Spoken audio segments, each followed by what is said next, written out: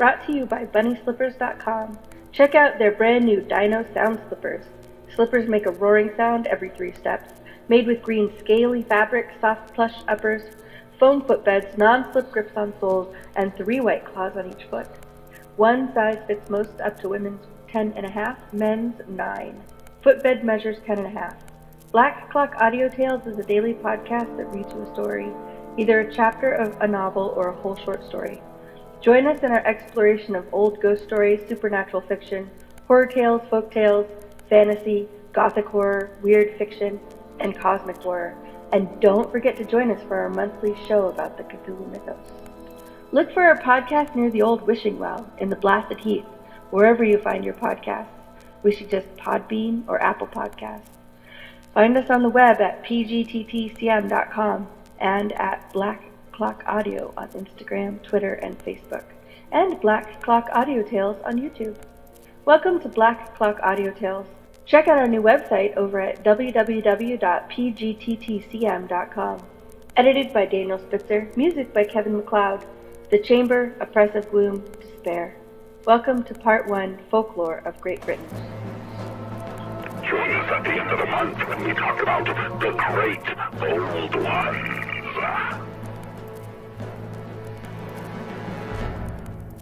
Chapter 16 of Welsh Fairy Tales.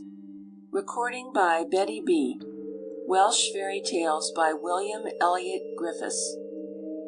Chapter 16. King Arthur's Cave.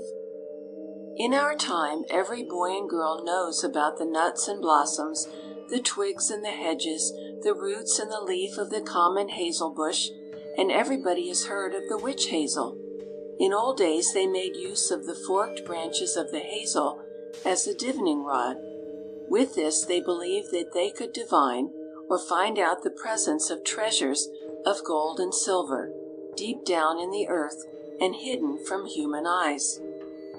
And what boy or girl has never played the game and sung the ditty, "London Bridge is falling down, falling down, falling down," even though nobody now living ever saw it fall? Now, our story is about a hazel rod, a Welshman on London Bridge, treasures in a cave, and what happened because of these. It was in the days when London Bridge was not, as we see it today, a massive structure of stone and iron, able to bear up hundreds of cars, wagons, horses, and people, and lighted at night with electric bulbs. No, when this Welshman visited London, the bridge had a line of shops on both sides of the passageway and reaching from end to end. Taffy was the name of this fellow from Denbigh in Wales, and he was a drover. He had brought, all the way from one of the richest of the Welsh provinces, a great drove of black Welsh cattle, such as were in steady demand by Englishmen, who have always been lovers of roast beef. Escaping all the risks of cattle thieves, rustlers, and highwaymen, he had sold his beeves at a good price, so that his pockets were now fairly bulging out with gold coins, and yet this fellow wanted more. But first, before going home, he would see the sights of the great city, which then contained about 100,000 people.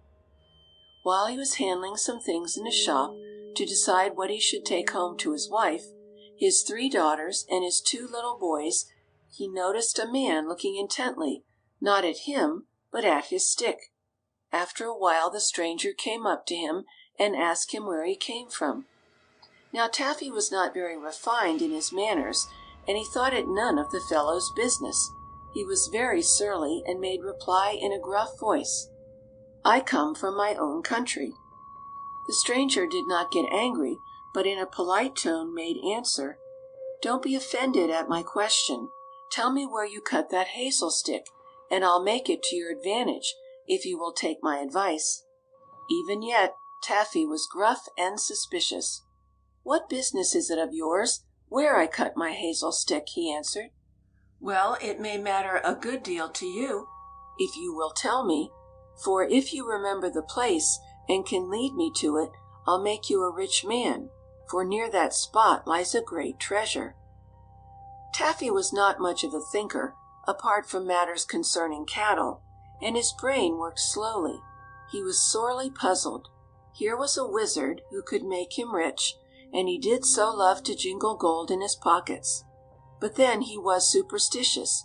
He feared that this sorcerer derived all his uncanny knowledge from demons, and Taffy, being rather much of a sinner, feared these very much. Meanwhile, his new acquaintance kept on persuading him. Finally, Taffy yielded, and the two went on together to Wales. Now, in this country, there are many stones placed in position, showing they were not there by accident, but were reared by men to mark some old battle or famous event. And for this rough stonework, no country, unless it be Korea or China, is more famous than Wales. On reaching one called the Fortress Rock, Taffy pointed to an old hazel root and said to his companion, "There, from that stalk, I cut my hazel stick. I am sure of it."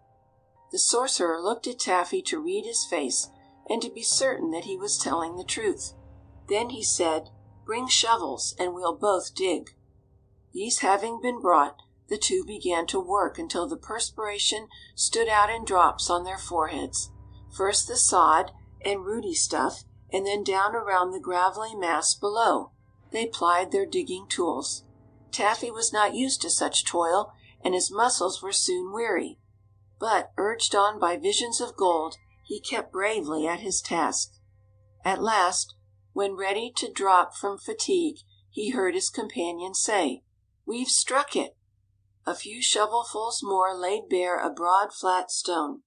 This they pried up, but it required all their strength to lift and stand it on edge. Just below they saw a flight of steps. They were slippery with wet, and they looked very old, as if worn ages ago by many feet passing up and down them. Taffy shrunk back, as a draught of the close dead air struck his nostrils. "Come on, and don't be afraid. I'm going to make you rich," said the sorcerer. At this Taffy's eyes glistened, and he followed on down the steps without saying a word. At the bottom of the descent they entered a narrow passage and finally came to a door. "Now, I'll ask you, are you brave, and will you come in with me if I open this door?" By this time Taffy was so eager for treasure that he spoke up at once. "I'm not afraid. Open the door." The sorcerer gave a jerk, and the door flew open. What a sight! There, in the faint red light, Taffy discerned a great cave. Lying on the floor were hundreds of armed men, but motionless and apparently sound asleep. Little spangles of light were reflected from swords, spears, round shields, and burnished helmets. All these seemed of very ancient pattern, but immediately in front of them was a bell. Taffy felt some curiosity to tap it. Would the sleeping host of men then rise up? Just then the sorcerer, speaking with a menacing gesture and in a harsh tone, said, "Do not touch that bell, or it's all up with us both." Moving carefully, so as not to trip or to stumble over the sleeping soldiers, they went on, and Taffy, stopping and looking up, beheld before him a great round table. Many warriors were sitting at it. Their splendid gold inlaid armor, glittering helmets, and noble faces showed that they were no common men. Yet Taffy could see only a few of the faces, for all had their heads more or less bent down, as if sound asleep, though sword and spear were near at hand, ready to be grasped in a moment. Outshining all was a golden throne at the farther end of the table, and on it sat a king. He was of imposing stature and august presence. Upon his head was a crown, on which were inlaid or set precious stones. These shone by their own light, sending out rays so brilliant that they dazzled Taffy, who had never seen anything like them. The king held in his right hand a mighty sword. It had a history, and the name of it was Excalibur. In Arthur's hand it was almost part of his own soul. Its hilt and handle were of finely chased gold, richly studded with gems. Yet his head too was bent in deep sleep, as if only thunder could wake him. "Are they all, every one, asleep?" asked Taffy. "Each and all," was the answer. "When did they fall asleep?" asked the drover. "Over 1,000 years ago," answered the sorcerer. "Tell me who they are, and why here?" asked Taffy. "They are King Arthur's trusty warriors. They are waiting for the hour to come when they shall rise up and destroy the enemies of the Cymry, and once again possess the whole island of Britain, as in the early stages before the Saxons came." "And who are those sitting around the table?" asked Taffy. The sorcerer seemed tired of answering questions, but he replied, giving the name of each knight and also that of his father, as if he were a Welshman himself. But at this Taffy grew impatient, feeling as if a book of genealogy had been hurled at him. Most impolitely he interrupted his companion and cried out, "And who is that on the throne?" The sorcerer looked as if he was vexed, and felt insulted, but he answered, "It's King Arthur himself, with Excalibur, his famous sword, in his hand." This was snapped out, as if the sorcerer was disgusted at the interruption of his genealogy, and he shut his mouth tight, as if he would answer no more questions for such an impolite fellow. Seizing Taffy by the hand, he led him into what was the storehouse of the cave. There lay heaps upon heaps of yellow gold. Both men stuffed their pockets, belt bags, and the inside of their clothes with all they could load in. "Now we had better get out, for it is time to go," said the sorcerer, and he led the way towards the cave door. But as Taffy passed back and along the hall where the host of warriors were sleeping, his curiosity got the better of him. He said to himself, "I must see this host awake. I'll touch that bell and find out whether the sorcerer spoke the truth." So, when he came to it, he struck the bell. In the twinkling of an eye, thousands of warriors sprang up, seized their armor, girded their swords, or seized their spears. All seemed eagerly awaiting the command to rush against the foe. The ground quaked with their tramping and shook with their tread, until Taffy thought the cave roof would fall in and bury them all. The air resounded with the rattle of arms, as the men, when in ranks, marked time, ready for motion forward and out of the cave. But from the midst of the host a deep-sounding voice, as earnest as if in hot temper, but as deliberate as if in caution against a false alarm, spoke. He inquired, "Who rang that bell? Has the day come?" The sorcerer, thoroughly frightened and trembling, answered, "No, the day has not come. Sleep on." Taffy, though dazzled by the increasing brilliancy of the light, had heard another deep voice, more commanding in its tones than even a king's, call out, "Arthur, awake! The bell has rung. The day is breaking. Await, great King Arthur." But even against such a voice, that of the sorcerer, now scared beyond measure, lest the king and his host should discover the cheat, and with his sword Excalibur chop the heads off both Taffy and himself, answered, "No, it is still night. Sleep on, Arthur the Great." Erect over all, his head aloft and crowned with jewels, as with stars, the king himself now spoke. "No, my warriors, the day has not yet come, when the Black Eagle and the Golden Eagle will meet in war. Sleep on, loyal souls, the morning of Wales has not yet dawned." Then, like the gentle soughing of the evening breeze among forest trees, all sound died away, and in the snap of a finger all were asleep again. Seizing the hand of Taffy, the sorcerer hurried him out of the cave, moved the stone back in its place, and motioning to Taffy to do the same, he quickly shovelled and kicked the loose dirt in the hole and stamped it down. When Taffy turned to look for him, he was gone, without even taking the trouble to call his dupe a fool. Wearied with his unwonted labours and excitements, Taffy walked home, got his supper, pondered on what he had seen, slept, and awoke in the morning refreshed. After breakfast he sallied out again with pick and shovel. For months Taffy dug over every square foot of the hill. Neglecting his business as cattleman, he spent all the money he had made in London, but he never found that entrance to the cave. He died a poor man, and all his children had to work hard to get their bread. Chapter 17 of Welsh Fairy Tales. Chapter 17. The Lady of the Lake. One easily gets acquainted with the Welsh fairies, for nearly all the good ones are very fond of music. While they live down in the lakes or up in the mountains, they are always ready to help kind or polite people who treat them well or will give them a glass of milk or a saucer of flummery. But, oh, what tricks and mischief they do play on mean or stingy or grumpy folks with bad tempers. They tangle up the harnesses of the horses, milk the cows, letting the milk go to waste on the stable floor, tie knots in the tails, or keep the dogs' mouths shut when the robbers come sneaking around. Better not offend a fairy, even though no higher than a thimble. A favorite place for the elfin ladies of the lake is high up in one of the freshwater mountain ponds. They are cousins to the mermaids that swim in salt water. They say that these lake maidens love to come up close to the shore to smell the sweet grass and flowers which the cows like so much.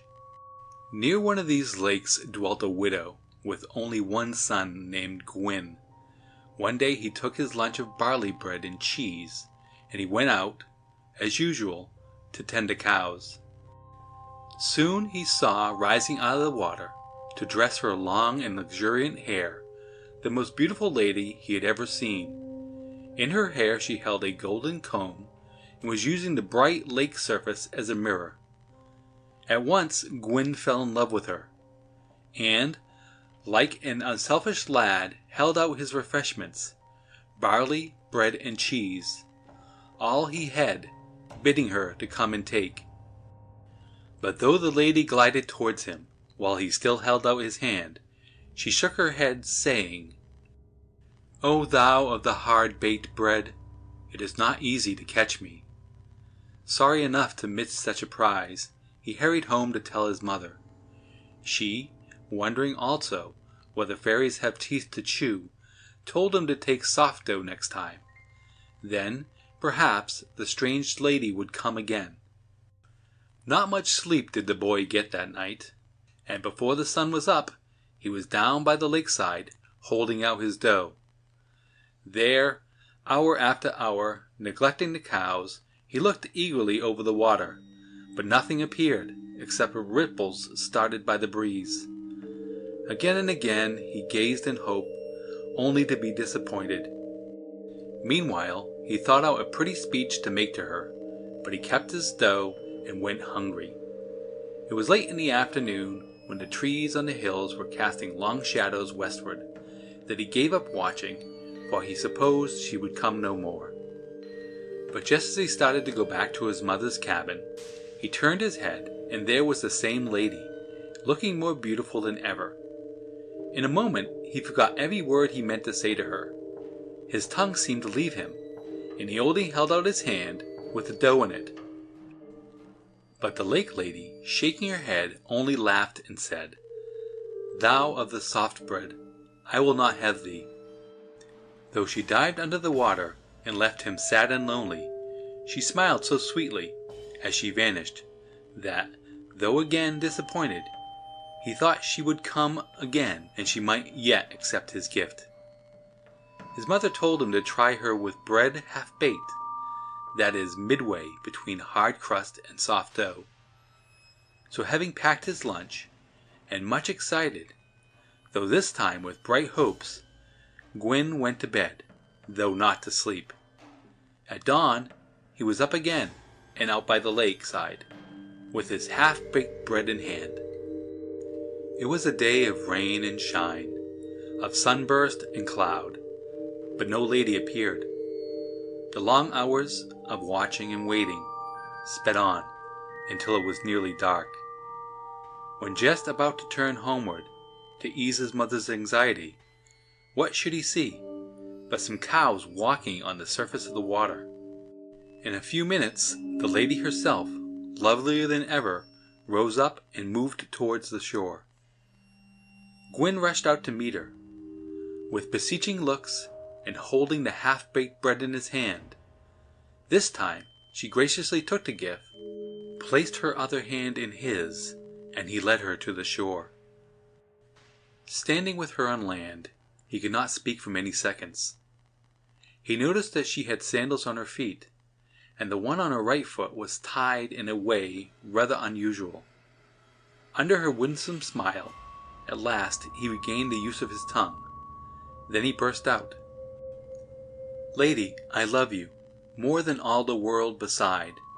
Will you be my wife?" She did not seem at all willing at first, but love begets love. Finally yielding to his pleadings, she said rather solemnly, "I will be your bride, but only on this condition, that if you strike me 3 times, without cause, I will leave your house, and you will only be to blame, and it will be forever." These words stuck in his mind, and he inwardly made a vow never to give his lovely wife cause to leave him. But not yet did happiness come, for even as he took the oath that he would rather cut off his own right hand than offend her, she darted away like an arrow, and, diving into the lake, disappeared. At this sudden blow to his hopes and joy, Gwyn was so sorely depressed as to wish to take his own life. Rushing up to the top of a rock, overhanging the deepest part of a lake, he was just about to leap into the water and drown himself, when he heard a voice behind him saying, "Hold, rash lad, come here." He looked, and there down on the shore of the lake stood a grand-looking old man with a long white beard. On either side of him was a lovely maiden. These were his daughters. Trembling with fear, the lad slipped down from the rock and drew near. Then the old man spoke comfortably to him, though in a very cracked voice. "Mortal, do you wish to marry one of my daughters? Show me the one you love more than the other, and I will consent." Now the 2 maidens were so beautiful, yet so exactly alike, that Gwyn could not note any difference. As he looked, he began to wonder whether it had been a different lady, in each case that rose out of the water. He looked beyond the old man to see if there were a third lady. When he saw none more, he became more distracted. He feared lest he might choose the wrong one, who had not promised to love him. Almost in despair, he was about to run home, when he noticed that one of the maidens put forward her right foot. Then he saw that her sandal was tied in a way he had already wondered at. So he boldly went forward and took her by the hand. "This one is mine," said he to the father. "You are right," answered the old man. "This is my daughter Nelfurch. Take her, and you shall have as many cattle, sheep, horses, hogs, and goats as she can count, of each, without drawing in her breath. But I warn you that 3 blows, without cause, will send her back to me." While the old man smiled, and Gwyn renewed his vow, the new wife began to count by 5s. 1, 2, 3, 4, 5. At the end of each count, drawing in a fresh breath, there rose up out of the lake as many sheep, cattle, goats, pigs, and horses as she had counted. So it had happened that the lad, who went out of his mother's cottage in the morning, a poor boy, came back to her, a rich man, and leading by the hand the loveliest creature on whom man or woman had ever looked upon. As for the old man and the other daughter, no one ever saw them again. Gwyn and his wife went out to a farm, which he bought, and oh, how happy they were! She was very kind to the poor. She had the gift of healing, knew all the herbs, which were good for medicine, and cured sick folk of their diseases. 3 times the cradle was filled, each time with a baby boy. 8 long and happy years followed. They loved each other so dearly, and were so happy together, that Gwyn's vow passed entirely out of his mind, and he thought of it no more. On the 7th birthday of the oldest boy, there was a wedding at some distance away, and the father and mother walked through the field where their horses were grazing. As it was too far for Lady Nelfurch to walk all the way, her husband went back to the house for saddle and bridle, while she would catch the horse. "Please do, and bring me my gloves off the table," she called, as he turned towards the house. But when he returned to the field, he saw that she had not stirred. So before handing his wife her gloves, and pointing playfully to the horses, he gave her a little flick with the gloves. Instead of moving, instantly she heaved a deep sigh. Then looking up at him with sorrowful and reproachful eyes, she said, "Remember our vow, Gwyn. This is the first careless blow. May there never be another." Days and years passed away so happily that the husband and father never again had to recall the promise given to his wife and her father. But when they were invited to the christening of a baby, everyone was full of smiles and gaiety, except Nelfurch. Women, especially the older ones, often cry at a wedding, but why his wife should burst into tears puzzled Gwyn. Tapping her on the shoulder, he asked her the reason. "Because," said she, "this weak babe will be in pain and misery all of its days and die in agony. And, husband dear, you have once again struck me a careless blow. Oh, do be on your guard, and not break your promise." From this time forth, Gwyn was on watch over himself, day and night, like a sentinel over whom hangs the sentence of death, should he fall asleep on duty. He was ever vigilant, lest he, in a moment of forgetfulness, might, by some slip of conduct, or in a moment of forgetfulness, strike his dear wife. The baby, whose life of pain and death of agony Nelfurch had foretold, soon passed away, for happily its life was short. Then she and her husband attended the last rites of sorrow, for Celtic folk always have a funeral and hold a wake, even when a baby, only a span long, lies in the coffin. Yet in the most solemn moment of the services of burial, Nelfurch the wife laughed out, so long and with such merriment that everyone was startled. Her husband, mortified at such improper behavior, touched her gently, saying, "Hush, wife, why do you laugh?" "Because the babe is free from all pain, and you have thrice struck me. Farewell." Fleeing like a deer home to their farm, she called together, by its name, each and every one of their animals, from stable and field, yes, even those harnessed to the plough. Then over the mountain all moved in procession to the lake. There they plunged in and vanished.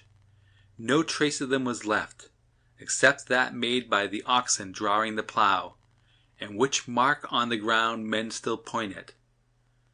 Broken-hearted and mad with grief, Gwyn rushed into the lake and was seen no more.